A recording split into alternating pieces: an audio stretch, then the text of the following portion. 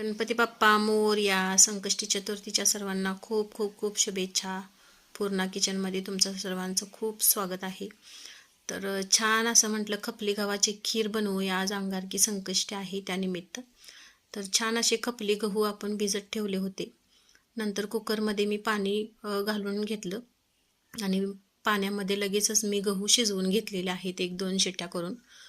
तर कारण का की पहिल्यांदा फक्त गहू शिजवून घेतलेले आहेत, कारण नंतर आपण त्याच्यामध्ये सगळं इन्स्टंटच टाकणार आहोत, म्हणजेच तयार भात, तांदूळ वगैरे घालणार नाही मी. तर हे बघा, छान असे आपले गहू शिजल्यावरती ही हंडी आहे माझ्याकडे, याच्यामध्ये पाणी थोडंसं ठेवलं.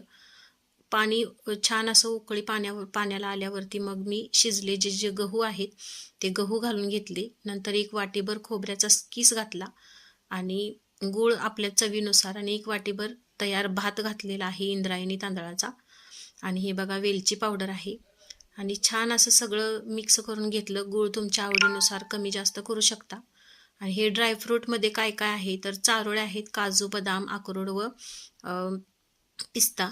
तर हे 4-5 प्रकार आहेत. हे तुपामध्ये छान असे भाजून घेतले होते. तर हे बघा सगळं घालून घेतल्यावरती नंतर शेवटी मी दूध घातलेलं आहे.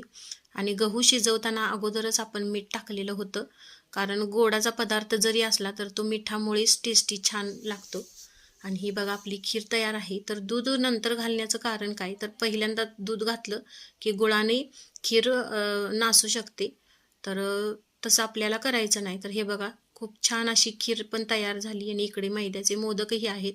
तर व्हिडिओ आवडला का नक्की कमेंटमध्ये सांगा. धन्यवाद.